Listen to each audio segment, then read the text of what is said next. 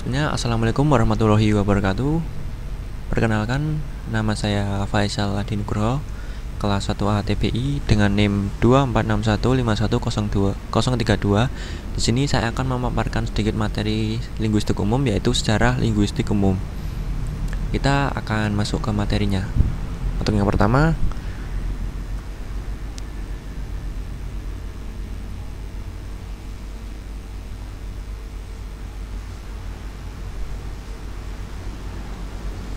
sejarah linguistik umum. Linguistik umum adalah studi tentang bahasa secara luas yang mencakup analisis, sistem, struktur, fungsi, dan evolusi bahasa dari waktu ke waktu. Sejarah linguistik umum menggambarkan perkembangan pendekatan dan pemikiran dalam memahami bahasa dari masa kuno hingga era modern. Untuk berikutnya saya akan memaparkan penjabaran yang mendalam tentang sejarah linguistik umum. Kita akan masuk ke linguistik pada zaman kuno. Tradisi linguistik India.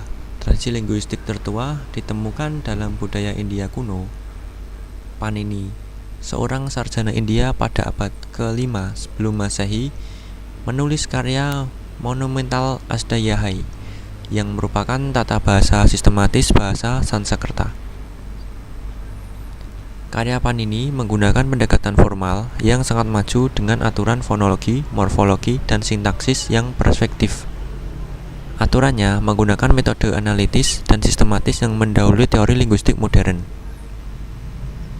Selain Panini, tradisi linguistik India juga dipengaruhi oleh filsafat dan kajian agama, seperti dalam teks Veda dan Upanishad. Kita akan masuk ke linguistik pada zaman kuno. Kita masih di linguistik pada zaman kuno. Tradisi linguistik Yunani. Linguistik Yunani dimulai dengan perhatian pada hubungan antara kata dan makna. Plato dalam dialognya Cratylus mendiskusikan apakah hubungan antara nama dan benda bersifat alami atau konvensional. Sedangkan Aristoteles memperluas kajian ini dengan memperkenalkan kategori logis dalam tata bahasa, seperti subjek, predikat, dan hubungan kasual. Hal ini menjadi dasar untuk analisis logika dan bahasa selama berabad-abad. Kita masih di linguistik pada zaman kuno. Tradisi linguistik Romawi. Tradisi linguistik Romawi menitik beratkan pada kajian tata bahasa Latin. Varro 116-27 sebelum Masehi menulis De Lingua Latina, sebuah analisis tentang asal-usul dan struktur bahasa Latin. Tradisi ini cenderung lebih pragmatis dan normatif, digunakan untuk mengatur tata bahasa sebagai alat retorika dan komunikasi resmi. Nah, kita akan masuk ke linguistik pada abad pertengahan. Kenapa bisa disebut linguistik pada abad pertengahan? Karena pada periode ini studi linguistik didominasi oleh bahasa Latin sebagai bahasa liturgi dan ilmu pengetahuan. Kita akan masuk ke pengaruh filsafat skolastik. Linguistik pada abad pertengahan erat kaitannya dengan filsafat skolastik.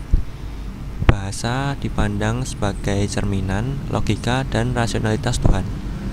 Para sarjana seperti Thomas Aquinas menggunakan pendekatan filosofis untuk memahami struktur bahasa dan hubungannya dengan logika. Tata bahasa spekulatif.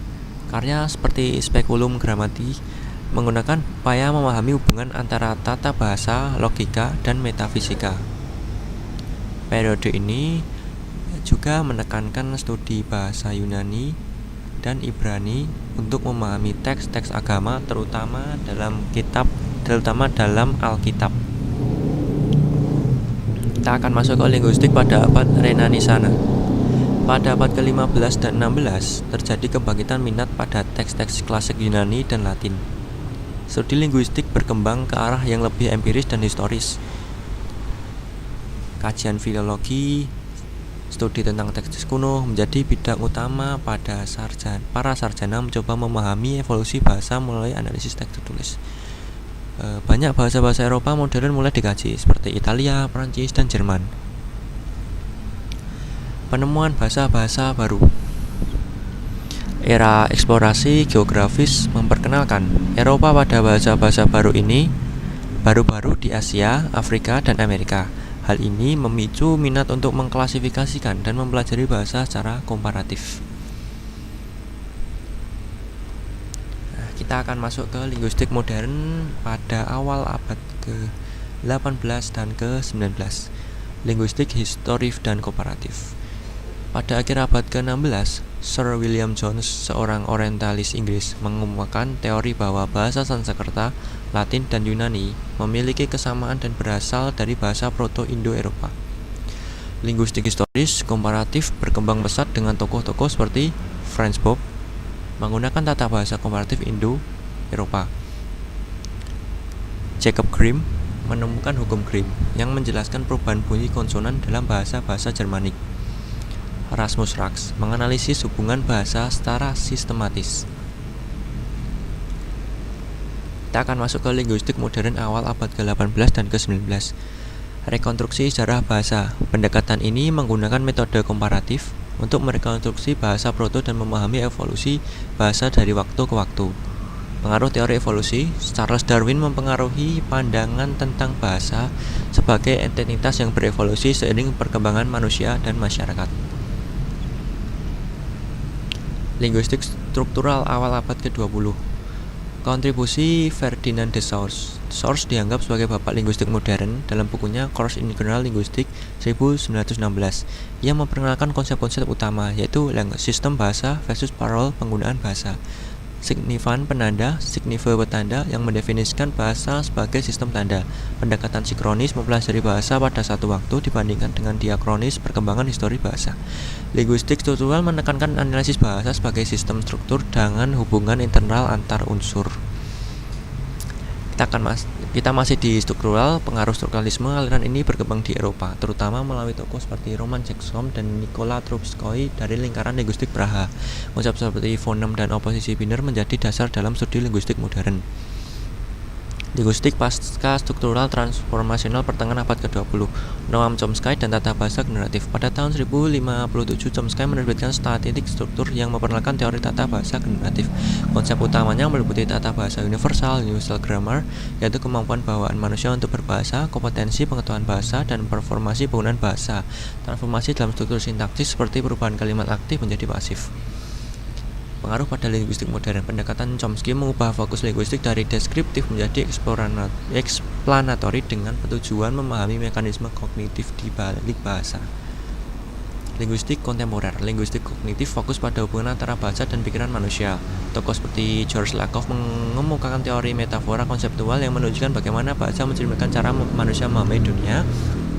Linguistik fungsional. Michel Halliday mengembangkan sistem fungsional linguistik SFL yang melihat bahasa sebagai alat untuk mencapai tujuan sosial dan pragmatik. Linguistik komputasional. Kemajuan teknologi memungkinkan studi bahasa menggunakan metode komputasi seperti natural language. Interdisipliner dan multikultural. Linguistik ini kini menjadi bidang interdisipliner melibatkan sosiologi, psikolog, antropologi, dan ilmu komputer untuk memahami bahasa dalam berbagai konteks. Kesimpulan atau pendapat pribadi saya, secara linguistik mencerminkan perkembangan pikiran manusia dalam memahami bahasa. Dari analisis formal pada masa kuno hingga pendekatan kognitif dan teknologi pada era modern, perkembangan ini menunjukkan bahwa bahasa bukan hanya alat komunikasi tetapi juga cerminan pikiran, budaya, dan evolusi manusia itu sendiri. Sekian, terima kasih materi yang dapat saya sampaikan. Kurang lebihnya mohon maaf. Wassalamualaikum warahmatullahi wabarakatuh.